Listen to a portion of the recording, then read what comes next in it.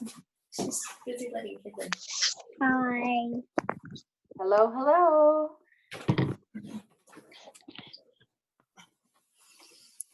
Hello. Hi, guys. Yeah. Hi.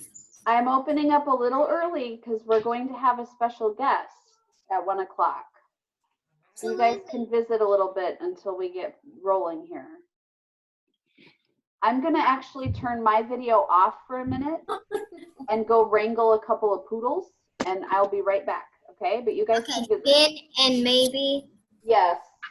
You can talk, Abby. What's up? Hi, everyone.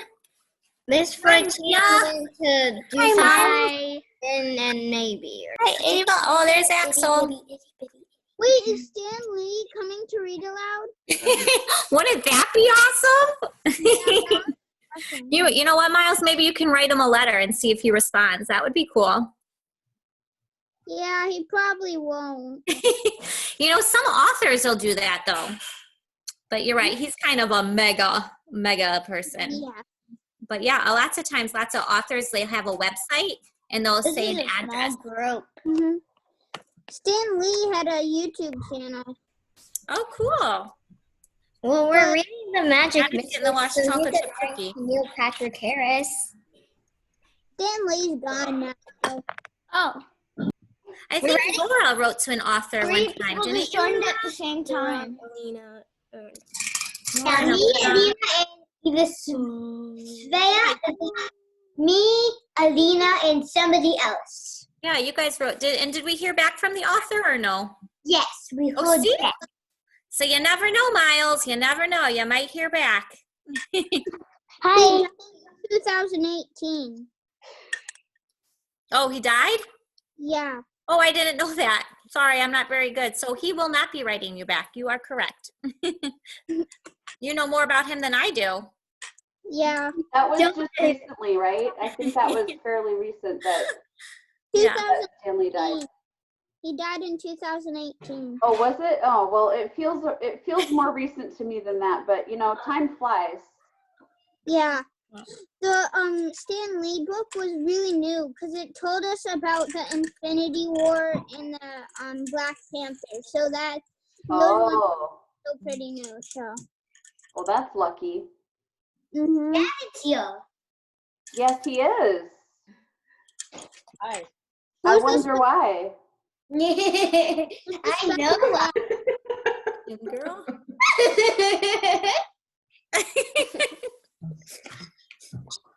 Gavin's here. Who's the special guest? Gavin. Gavin Arena is here. It's a baby.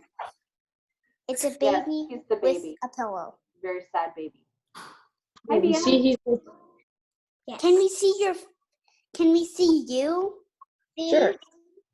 Hi. Gavin liked elementary so much, he asked me if he could start over as a first grader, and of course I said yes. Yeah, for Welcome, sure. Gavin. Please. Oh, I wish. I would do it all Oh, over give it to again, me. Gavin. Yeah, me too. I'm glad to hear that. And maybe you Second could grade. hear some of the magical misfits while we're at it. Do I see Gavin? I want to do it again, except not right now because I'm still in it. Maybe we can start the story. We have one more week of school, you guys. Yeah. Isn't that crazy? Oh my God! One more week. Yeah. And then it's gonna be.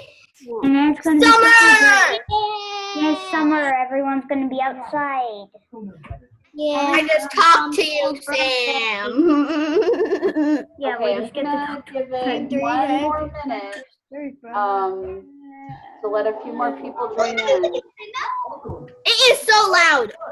and then we'll let Gavin take over for a minute. Because he's gonna tell us. Who wins?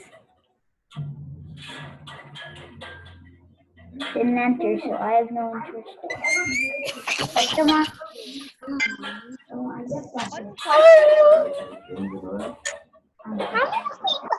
I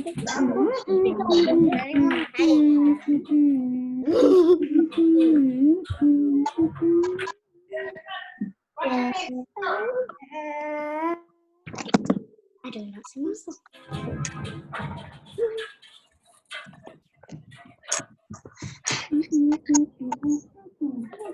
Oh, Mom, you're making ice cream?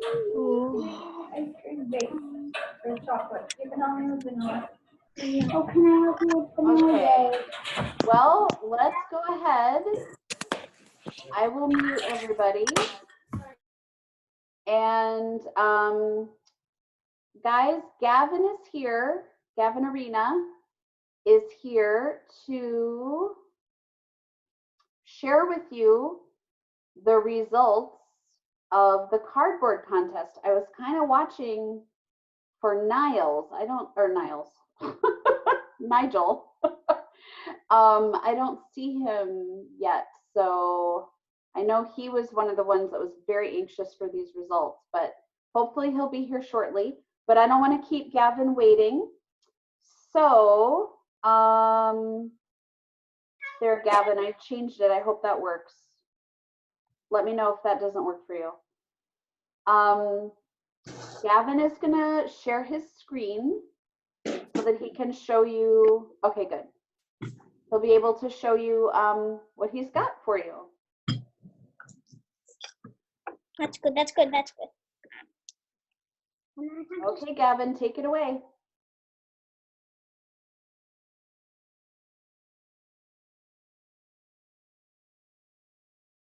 Can you spotlight him?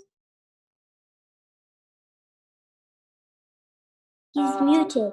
You guys can unmute yourselves? Like I can. Oh, wow. You guys can unmute yourselves. When we do our read aloud, we can't unmute ourselves. So I figured that you had to unmute me. Sorry. You know We what, mostly Gavin? cannot. I have never been able to get that to work. So it's not because I'm super cool, it's because I can't figure it out. Before we begin, though, I just want to say all of your creations were really good. And it took us a long time to judge them because they were so amazing. So we weren't just being like, you know, we're just gonna mess with you guys. We all, it was tough to make the decisions.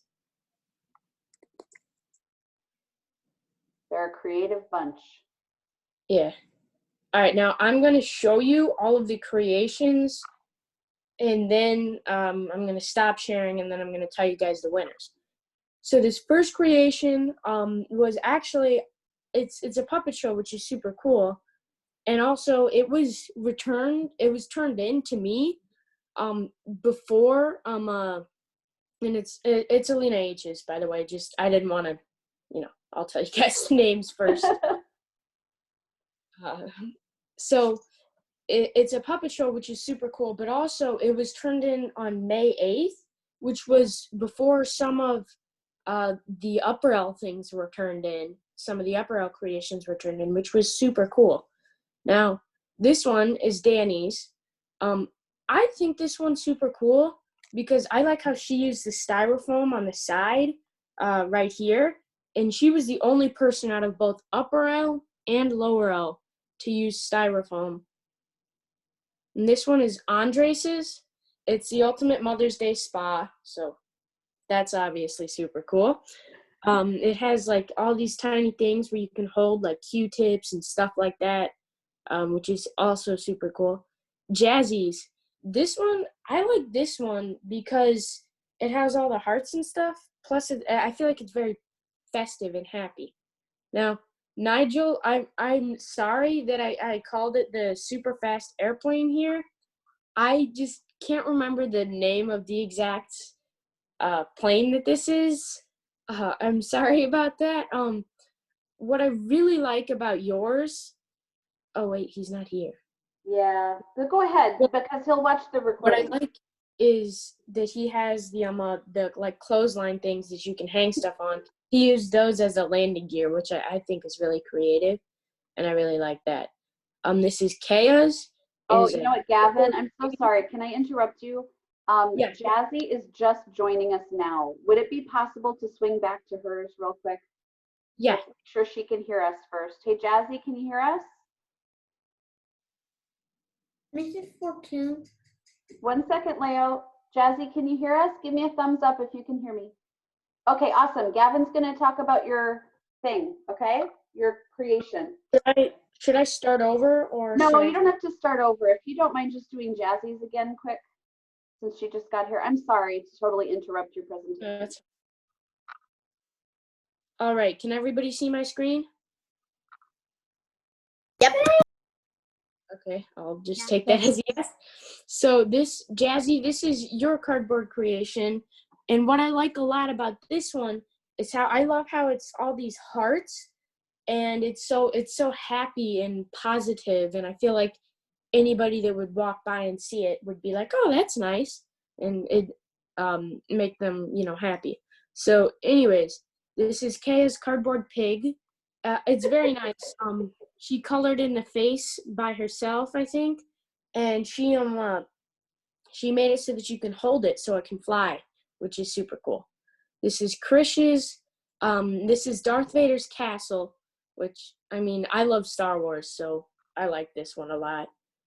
It's very nice, and it has this more like this thing where it can lift up like a lava river, which is what I like about it a lot. Moises, he made a cardboard slide where you can like go in a sleeping bag and literally slide down the stairs. I really like this one because it's a cardboard slide. This is Mia Ellerman's. She made a clone machine. There's actually a video. I can't show you guys it now because that would mean I'd have to scroll through a bunch of emails, and that stuff's really boring. But she cloned 2 pens, which was super cool. Okay, now we have Carissa's, which is a SpongeBob cardboard cutout. And I actually really like this. I think it's super cool. I really like it because 1, it's the only cardboard cutout that we have here. 2, I like how creatively she painted it. Now we have Axel's with this nice cute cat right there in the corner. This is his cardboard house, which he painted and he used hot glue sticks. And he also there was a video tour of his. Also, I can't show it because that means I have to find it, and that takes a long time. But he has a bunch of stuff inside it, which is something that I really like about it. Now we have Adam Rana's turtle costume. He put it on his younger brother.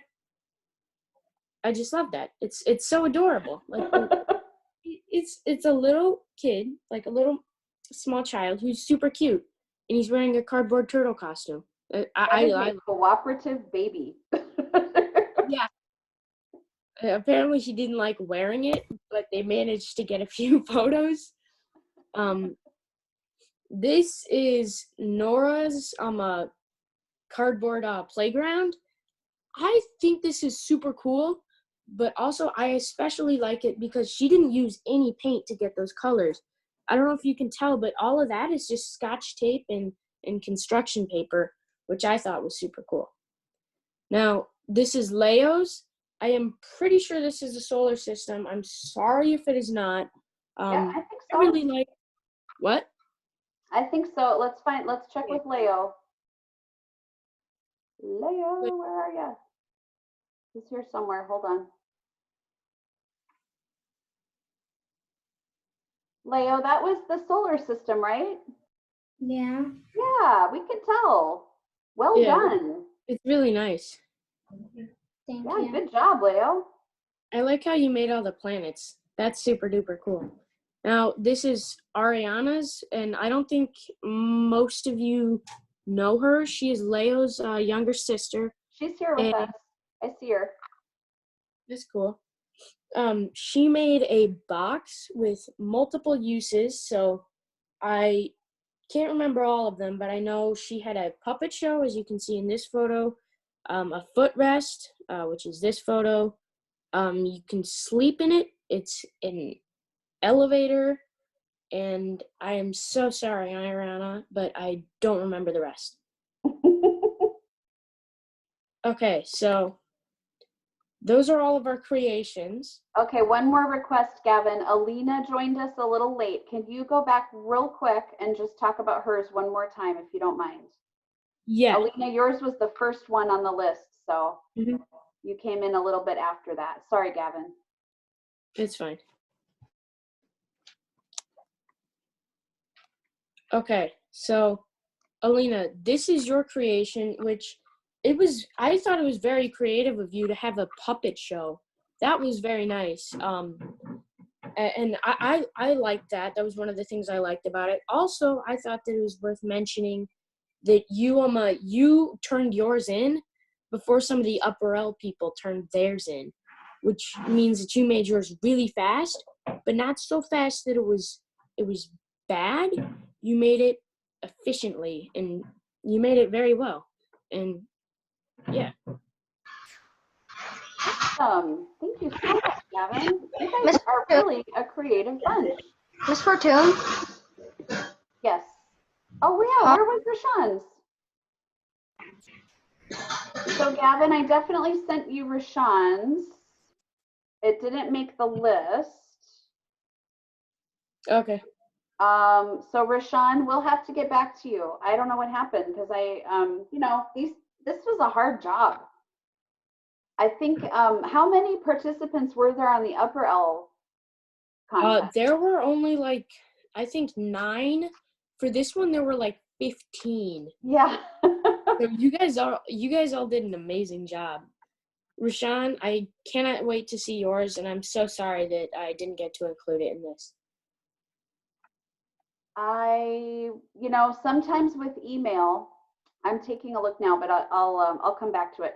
Rashawn, sometimes with email, miscommunications happen. Emails don't get delivered, they go to spam folders. So I wonder if that's what happened, but we will follow up. Okay, I'm sorry about that. Okay, Gavin. Do you want me to announce the winners now? Yes, please. Okay, so as you know, there were 3 different ways to win. You could have the most creative creation. So, you just do something that wouldn't seem normal, but in a good way. The best costume, and also the best representation. Now, if that word is a little confusing, it's kind of confusing to me too sometimes. That means like it's based off of something, maybe it's from a book, maybe it's from real life. It's something that you did not make up all on your own. It's something that you've seen before, whether it's on like the internet or in real life.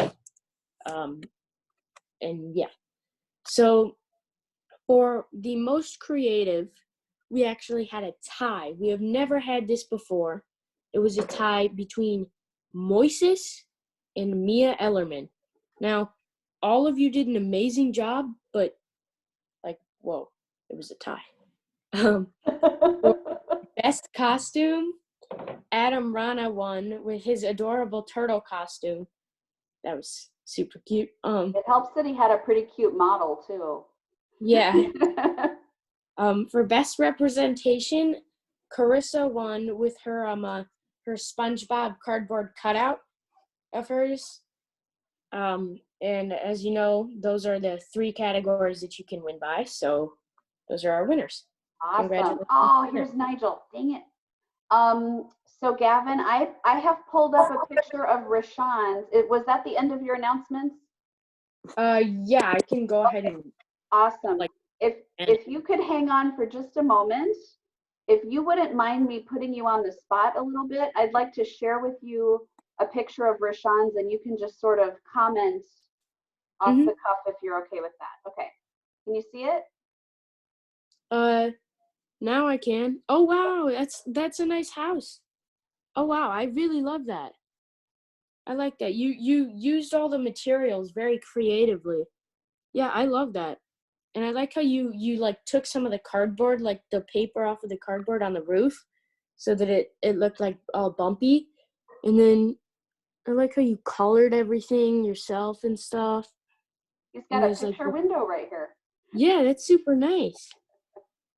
And then I like how you made some furniture too. That's super cool. And the welcome mat, that's awesome. All Wow, right. that's really nice. Gavin, we cannot thank you enough for including the lower L in this awesome opportunity to show off how talented we are. And Nigel, you joined us a little bit late, my friend. We just went through the cardboard stuff, but it's all been recorded.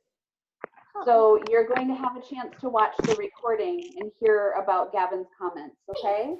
Okay. When you show the results in Google Classroom, will they show what they are? Gavin, are you going to send me something with results, or is that on me to come up with? Well, I can send you the Google Docs document that I made to like showcase everything. Perfect. And then I would also like put this person won this and this person won this. Great. So if you send me that, then I will post that in Google Classroom. Okay? That works. Awesome. Thank you so much.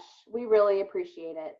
Thanks You're for welcome. joining us today. It was fun to see all your guys' creations. They were really wonderful. Awesome. I'm going to unmute you guys so you can say thank you to Gavin before we let him go. Thank you, Gavin. You're welcome. Thank you, Gavin.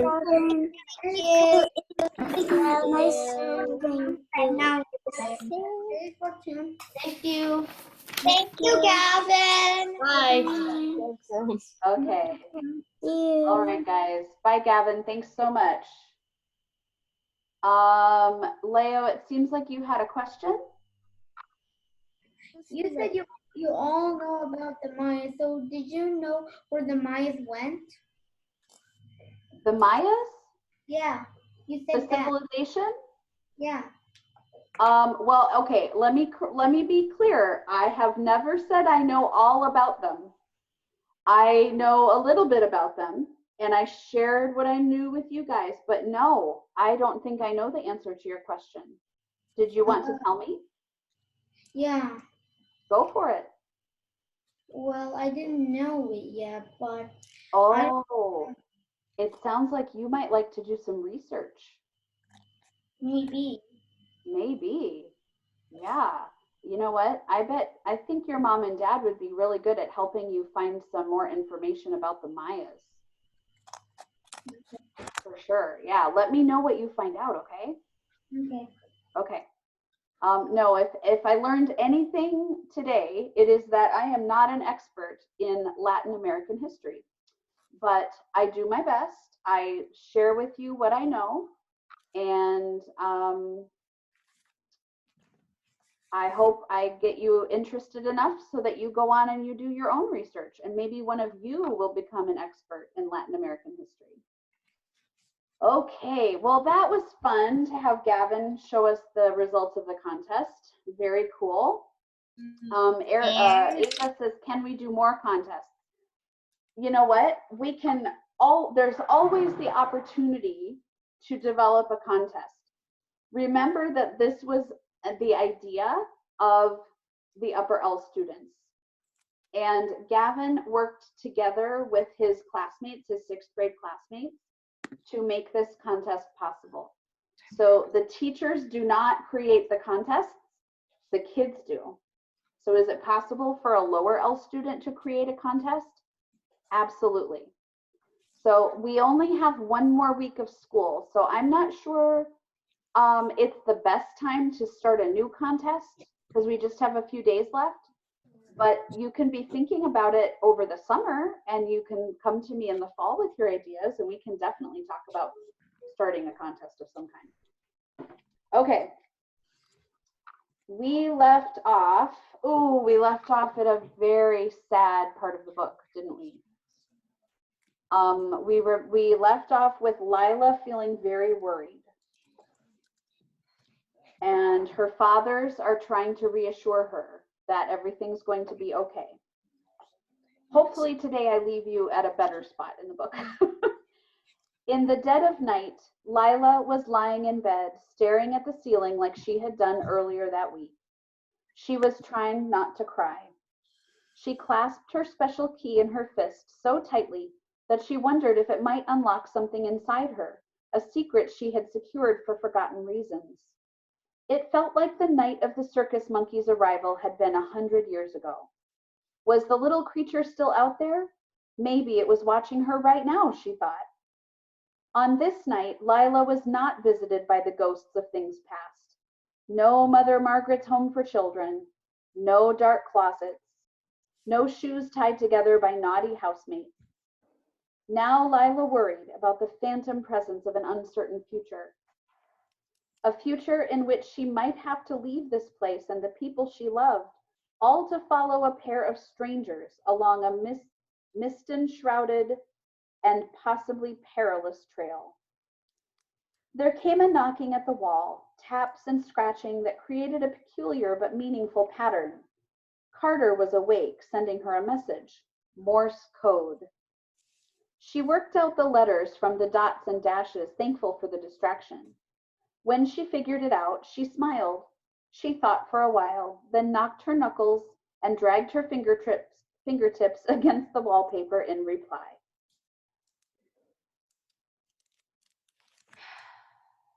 Okay, then we have a how-to section, and a part of it is written in Morse code. So how to blankety blank, I don't know, and I can't decode it quickly right now.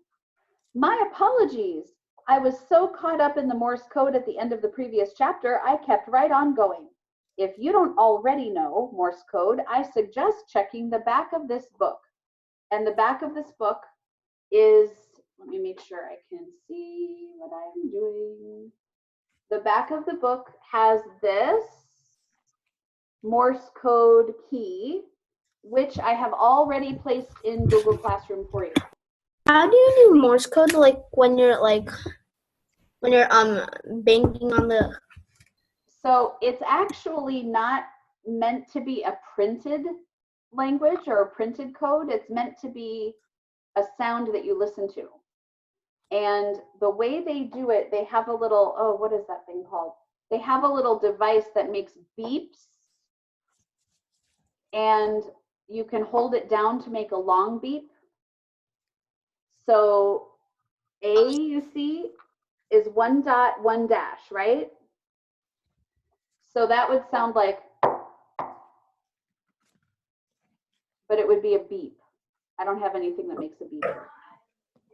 And so you could listen to it and decode it, as well as looking at it printed out and decode it.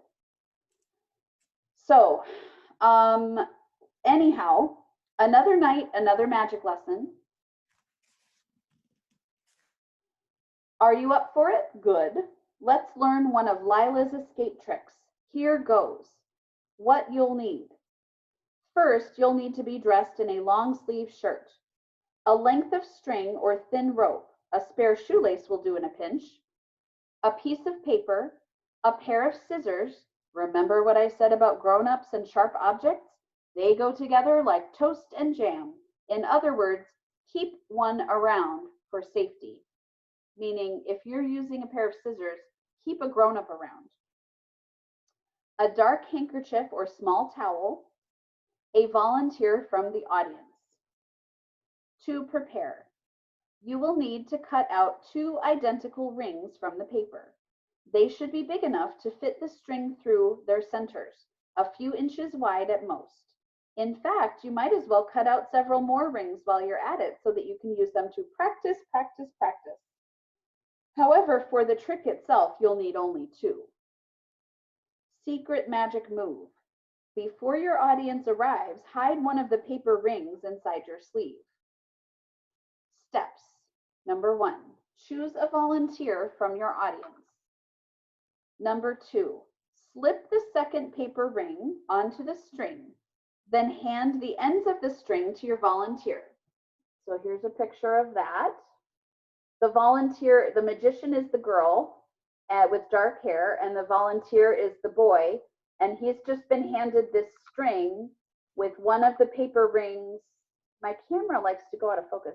With one of those paper rings on it. Ask the volunteer to hold on tightly and then have them raise the string loosely for all to see. Explain that you plan on removing the ring from the string without damaging it, or the string, or the handkerchief, or your volunteer's fingers, all in fewer than 10 seconds. Number 4, cover the string and the ring with the handkerchief and begin your countdown. 10, 9, 8, and so forth. Place your hands beneath the cloth. Now for the secret magic move. Carefully tear the paper ring off of the string and slip it inside the cuff of your empty sleeve. Then remove the hidden ring from your other sleeve. So here you are ripping the paper ring off. That's why it has to be made out of paper. Slipping it inside your sleeve and then pulling out the fresh one. But how do you get it on the string?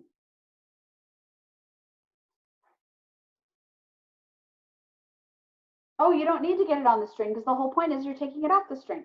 Pay attention, Mrs. Fortune. Number 5, as you count down to 1, remove your hand holding the intact paper ring from underneath the cloth. Woo! Number 6, using your other hand, pull away the handkerchief from the string, showing the audience that the string is whole and that the volunteer never let go. Ta-da! And then take a bow. Okay. 23. Adam, is it because of the story? Yeah, are you worried about what's going to happen to Lila? I was starting to feel weird at the next. I'm like, oh. Yeah, it feels stressful to think about the situation she's in, but stick with me because I believe it's going to get resolved. Okay? So it would be terrible to stop listening now. We have to listen till it works out. Then we'll feel better. The morning was bright and the sky was clear. By the time Lila, Carter, and the 2 Mr. Vernons made it to the lawyer's address, the sun was well on its way to wilting the lush valley and warming the rivers that snaked through the surrounding hills. The brick building was 2 stories tall. Empty lots bordered the property on each side, and beyond those were thick patches of brush and brambles. A train horn blew in the distance, and a warm wind rocked the trees all around. The lawyer's name on the door appeared to be freshly painted, causing Mr. Vernon to raise an eyebrow. The other Mr. Vernon pulled open the door.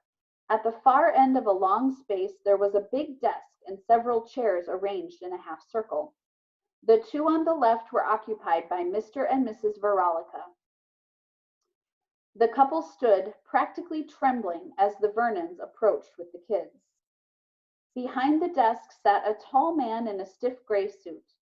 His blonde hair was brushed straight back, and his long nose reminded Lila of the beak of an eagle or some other bird of prey. You must be the Vernons.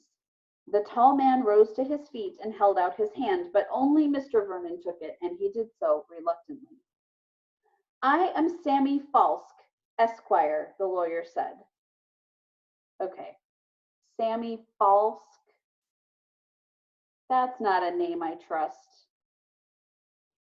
He turned his withering gaze toward Lila, and when he smiled, she shuddered. His teeth were as yellow as canary birds in a coal mine. Okay, so we know we can't trust this guy because he doesn't brush his teeth. This young lady must be Lila. The Verolicas have filled me in on your plight. Please sit. There was a sound back by the front door. Lila turned and saw a second desk where another man was working. An unusually short man with a thick black mustache and a black bowler hat, typing away at an ancient typewriter. He looked like he might be a partner or colleague of Mr. Falsk's. He paid her no attention. The other Mr. Vernon eased himself into one of the stiff chairs, glancing suspiciously at the mostly empty space. Looks like you're still moving in, he muttered. Yes, new to town. Lovely place, Sammy Falsk, Esquire answered. As Lila sat, she searched for herself in the faces of the Verolicas, trying to pick out features she might have seen in her own mirror. The woman's nostrils looked sort of familiar, and the man's earlobes were high and tight like her own, but that was about it. a birth mother's nostrils, and a birth father's earlobes. Not all children resemble their parents exactly, but Lila's genetic connection with the Verolicas did not appear to be strong. This was no relief. She had managed to make it through her entire performance without freezing from stage fright, but she feared that if anyone were to ask her a question now, her lips would seize up and she would look like she didn't know how to speak. It felt like a trap from which she would not escape. Carter caught her eye and he winked. That helped a little bit. Thank goodness for him, she thought. Sammy Falsk, Esquire, sat at the big desk and motioned for everyone else to sit too. He launched immediately into a grand spiel. I have been an expert in family law for as long as I can remember, which, let me tell you, is a very long time. My first case involved a couple who was trying to regain their custody of their child after both of them had gone missing during an expedition to... His voice droned on and on. All that Lila could think about was what she would do if she were forced to go live with these people who she didn't even know. How different would a professor and banker's home be from living over an actual magic shop? After which, continued the lawyer, I took a lovely vacation to Madrid with my third wife, whose full name was Francesca Domingue de Luisa Maria Benedictine Marzipan, who grew up in the south of... Lila tried to follow his story, but it was so nonsensical that her mind kept drifting, and her eyes scanned the sad little office space. She noticed that the lawyer near the front door was humming a tune under his breath. Lila thought it was a really odd thing to do during a serious legal discussion. The dust in the room was thick. The morning light filtering through the newspapered windows was a drowsy amber. Her fathers listened politely but wore stern expressions, their brows low, their mouths pinched, their hands folded in their laps. The Verolica smiles did not leave their faces. And the lawyer played on, which brings me back to my original point. You just cannot trust a domesticated house cat. Mr. Vernon interrupted. I'm sorry to stop you here, but would you mind getting to the business at hand? Sammy Falsk, Esquire, leaned forward. Business? Yes, let's get to it. He flipped through some papers in a manila file folder on the desk. I have here a birth certificate with all the names and dates accounted for. Hammy, Bob, Lila, the Verolicas, all official. The man near the front door continued to hum. Lila recognized the old folk ballad, Oh, My Darling Clementine. The sound of it was like fingernails running up Lila's spine. Mr. Vernon held out his hand. I'd like to take a closer look, if you please. But when Sammy Falsk, Esquire, placed the document onto Vernon's palm, a dark spot appeared in the center and spread quickly outward until the page was almost completely black. Lila recalled her father once performing a trick like this at the magic shop using a palmed ink pad. Mrs. Verolica shrieked. Oh my, said Mr. Vernon with a shrug. So sorry. My mistake. I do hope you have another copy. As it so happens, said the lawyer, his face red as he pulled another sheet of paper from the folder, I do. I must insist we are more careful with this one, however. You may look, but not touch.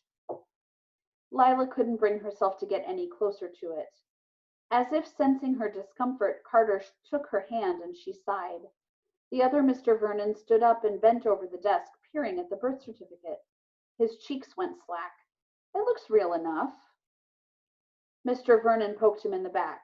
A magician knows that real enough does not mean authentic, my dear. The hum continued. Oh, my darling, oh, my darling.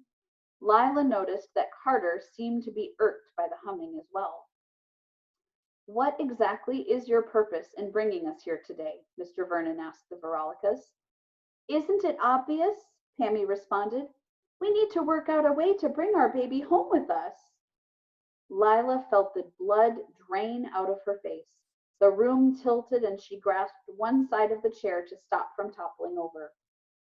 The other Mr. Vernon held her forearm tightly while Carter continued to grip her hand. Such an interesting request, said Mr. Vernon with a grin. Why does he look happy? Lila thought. No, not happy. There was something else in his eyes that was, what?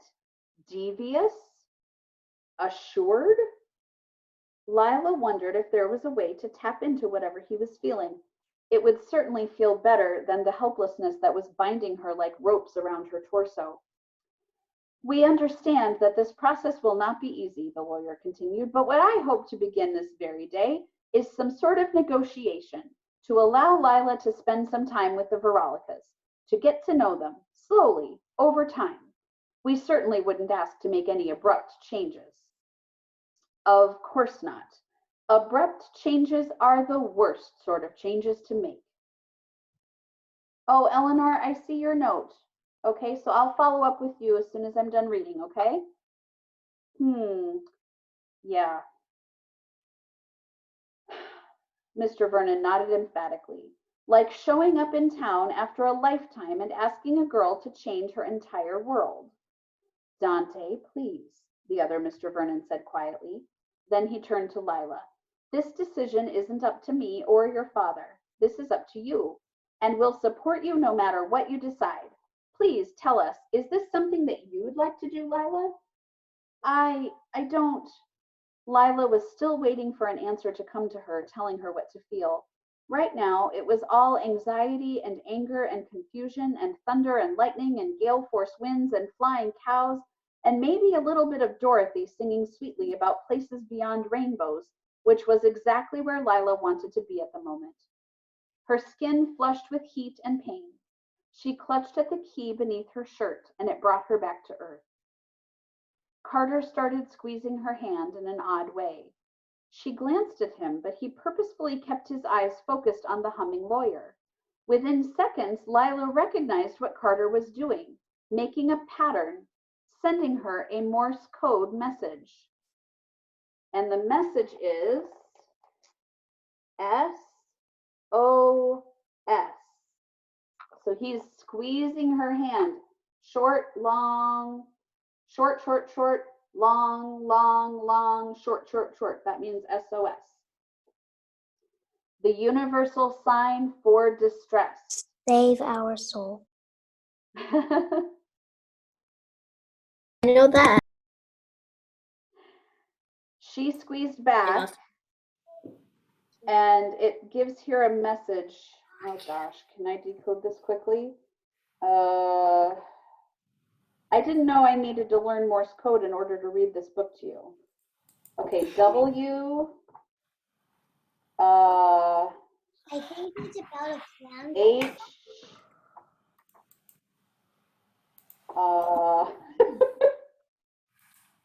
What? Short, long, Is it long. what? Short, long, long. Where's that one?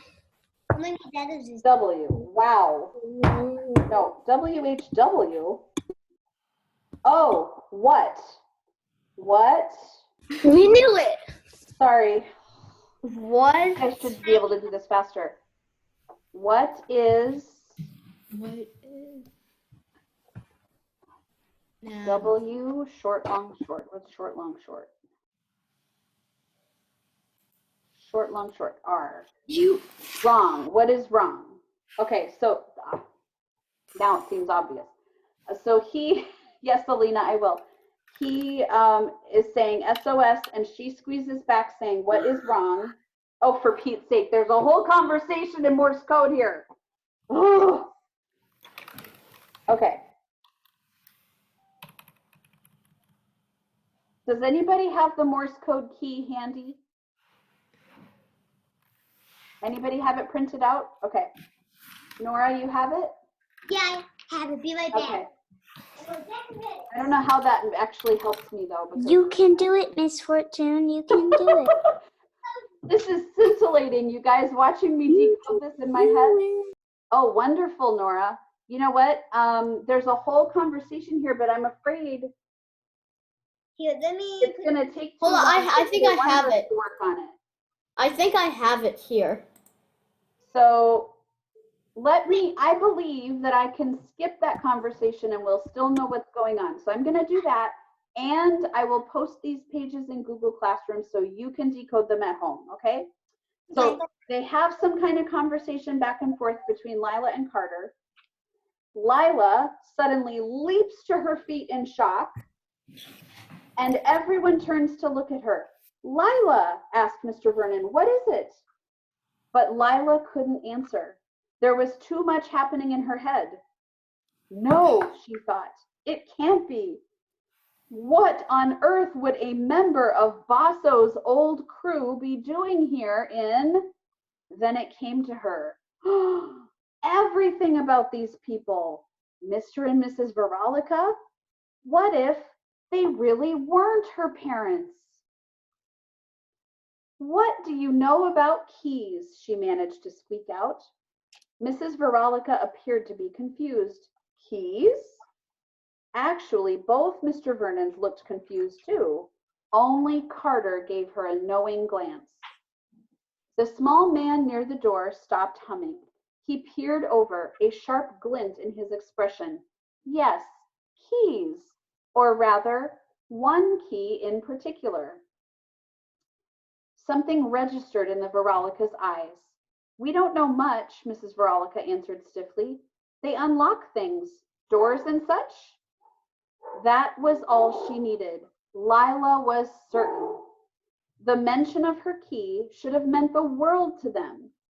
These people were not the ones who had left her on the steps of Mother Margaret's home for children. There was no way she had let them take her anywhere. Then she had an even creepier thought. If they're not my birth parents, then what are they doing here? Why would they lie? Carter's message blinked back into her brain. Frown clown. What if it wasn't just one member of Basso's old crew who was in town? What if it was all of them? Never mind, she said, her throat constricting. I was confused. Sorry. As soon as she took her seat, she began tapping on the arm of her chair. Vernon took notice. And she's tapping something in Morse code that you guys will decode later. Mr. Vernon nodded that he understood his daughter. Well, this all sounds splendid. What a wonderful meeting. You have our phone number, so please call us later. I'm sure we will be able to work it all out. But for now, our family must be going. Not yet, please, said the fake lawyer. We still have so much to go over. Another time, Mr. Vernon said. He nodded to the other Mr. Vernon. Without hesitation, each Mr. Vernon took one of the kids by the hand and marched them toward the exit across the long room. But the Verolicas rushed past them to block the door. The man who had been humming got up and joined them. The three were now standing in the way, none of them smiling. Sammy Falsk, Esquire, also joined his partners in front of the exit. All three men stuck their hands into their jacket pockets and pulled out long black billy clubs that looked thick enough to knock a person unconscious. Mr. Verolica, wearing a frown, said, "You aren't going anywhere." Okay, well, I'm definitely not leaving you on that note. So if you guys can hang on, I'll read another chapter. 24. They're the frown clowns from Basso's circus, Carter cried out. I recognize the humming. And those aren't my real parents, Lila added, nodding to the Verolicas. They didn't know about my key. The Vernons didn't understand, but they trusted their daughter. They stepped between their children and the frown clown. The four villains glanced at one another and smirked. Aren't you kids just the smartest? The small man sneered, pulling his black mustache off his top lip and tossing it aside. Quiet, Tommy, said Mr. Veronica. You don't want to give them big heads. Grabbing his toupee from his bald scalp, he added, Good Lord, this thing is itchy. Step aside, said the other Mr. Vernon, his fists squeezed tightly. We don't want anyone to get hurt here. Our boss would kill us if we were to let you go so soon, said Mrs. Veronica, removing a smaller club from her purse before stepping forward and forcing the group back into the depths of the office. Your boss, Carter asked. You mean Basso escaped from jail?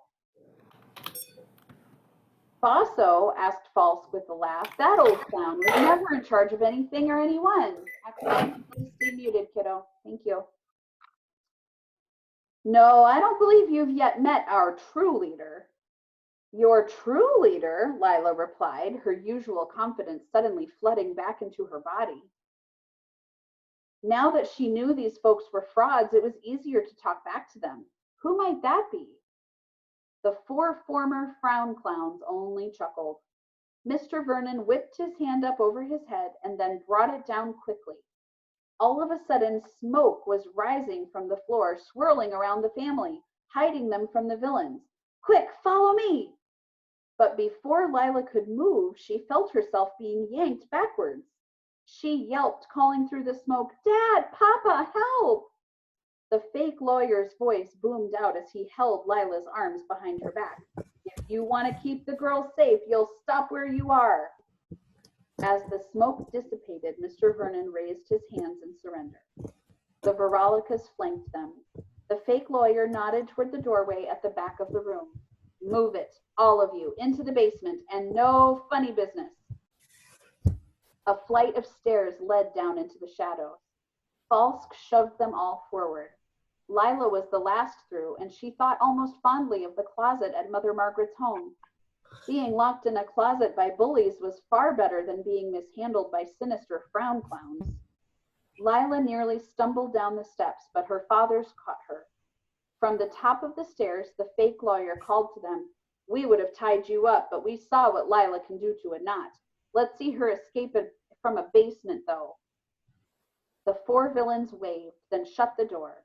Moments later, the door shuddered as they hammered nails into the frame.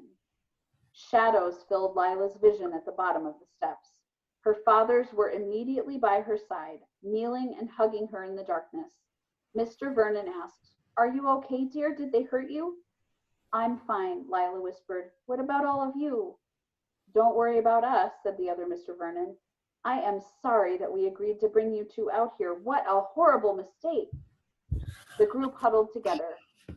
Lila's eyes were beginning to adjust when Carter pulled the trusty flashlight out of his satchel and flicked it on. Oh, my darling Clementine, whispered Carter, waving the light around the space, but the beam illuminated nothing. The walls were too far away. All those weeks ago, when Bosso's security first brought me into his circus trailer, one of those frown clowns was singing that song. It took me a while to make the connection. Nice work with the Morse code, you two, said Mr. Vernon. There are reasons I keep so many different kinds of books in the magic shop, and most of those reasons aren't because I mean to sell them. You could thank Ridley, said Lila, if we ever manage to escape. Her dad raised his eyebrow. What do you mean if? You are Lila Vernon. You can escape anything. Footsteps clunked overhead. The former clowns were walking around. What are they up to? Carter asked. Are they going to hurt us? The other Mr. Vernon shushed him. Listen. A muffled voice said something like, Meet the others at the shop. Gotta find that book. Then steps moved toward the front. There was a squeaking sound and a door slamming. Afterward, an eerie silence echoed through the old office. Both Mr. Vernons ran to the top of the stairs and pushed against the door. No luck. They nailed it shut, said the other Mr. Vernon. Lila's fathers came back down the stairs. Would you mind if I borrowed the light for a moment? Vernon asked. He took Carter's flashlight and searched the room. No windows, no shovels, no hammers or crowbars to punch through the door. A shame I don't have a large axe up my sleeve. Just then, the flashlight beam alighted on an empty bookshelf. Vernon went to examine it, then pushed it aside. Behind it, a rusted door was embedded into the building's stone foundation. Lila and Carter gasped. The other Mr. Vernon peered into the darkness. What's wrong? What do you see? Carter swallowed nervously. This door looks like the one we discovered in the basement of the Grand Oak Lodge 2 days ago. The symbol over the keyhole. Lila flinched, then quickly interrupted him. The map we found at the resort hinted that there are bootlegging tunnels under the town. She blinked at Vernon. But then you probably knew that already, since it was your map. My map? The one in the metal box buried under the stone floor of the lodge's abandoned wing, said Carter. Lila added, the one that was decoded by a cipher coin that magically appeared in our magic shop. A brief, impressed smile crossed Mr. Vernon's face. But that wasn't my map. The Emerald Rings map then, said Carter. We thought that Lila's key would fit the lock, but it didn't. Lila felt like a clamp was suddenly crushing her temples. She wanted to squeeze Carter's wrist to tell him to shut his mouth, but it was already too late. Her fathers scrunched up their foreheads, confused. Key? Asked Mr. Vernon. What key? Carter clapped his hand over his mouth and glanced at Lila in horror. He knew he had just unleashed her secret. Is this what you were talking about upstairs, honey? Asked the other Mr. Vernon, when you wanted to know if those frauds knew anything about... Lila sighed and nodded. She felt exhausted from keeping this secret. It was way past time to let her parents in on what she'd kept to herself for so long. Proof of her past. Proof that her birth parents had thought enough of her to leave a memento, a hint of where she had come from, of who she really was, of the person that she was capable of becoming. Tugging at the string around her neck, she finally showed the key to her fathers. Mr. Vernon couldn't control his surprise. His jaw swiveled open like a trap door in a stage. Words came from her mouth, sounding to her like she was speaking from inside a dream. Dad, Papa, long before I met you, when someone left me on the steps of Mother Margaret's home, they placed this key in my bassinet. I've cherished it ever since. I never told you about it because, well, I didn't want you to think that I needed to be chained to my old life. I love you both very much, but I couldn't let this token go. I feel like sometimes it helps keep me safe. The men clasped hands, then hugged Lila close again. They nearly squeezed tears out of her. The emerald ring used that old skeleton key to access the tunnels and unlock other doors around Mineral Wells, said Mr. Vernon. We kept it in a hiding place at the magic shop so that we could all use it whenever we wanted. Something about this statement struck a chime in Lila's head.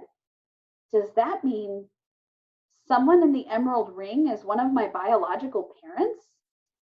Mr. Vernon stared at her for a few seconds, gears turning, as if he was trying to think of a response. I don't know about that, Lila, he said finally, sincerely. For now, Lila let the question go. Let's see if the old thing still works. Mr. Vernon led the group toward the rusted door. We tried the key in a door at the Grand Oak the other day, said Carter. No such luck. Lila stuck the key into the lock, and just as she expected, it did not turn. Ah, yes, said Mr. Vernon, but this is a special lock, and you are holding a special key. Lila felt her entire body buzz, as if her dad were about to share the secret of one of his most enigmatic tricks. She said, but it doesn't work. A key works only if you know how to use it, Mr. Vernon said, and a magician's key might be misleading. Misdirection, Lila whispered. She stared at the key, particularly at the end with the ornamental club suit decoration. Perhaps it wasn't ornamental at all. She removed the string, then inserted the key in reverse into the keyhole. This time, when she turned her wrist, the old rusted door let out a loud metallic click, satisfying in every way, and the large door swung open. So they are going to escape the basement. So we learned that the Veronicas are definitely not Lila's biological parents. We learned that all of these guys, the lawyer, the Veronicas, all of the people in this situation are somehow connected to Basso and his crew of criminals. Because Miss Fortune, Yep. if they were her parents, if she just said the word key, they know what she was talking about right off the spot. Uh-huh. Like 2 minutes. Correct. So Does anyone think Sandra Santos is the real boss? I wonder what she has to do with it. I think she's mixed in with this somehow. Yeah, because Okay. So we'll leave it there, but I feel like we're heading in the right direction now.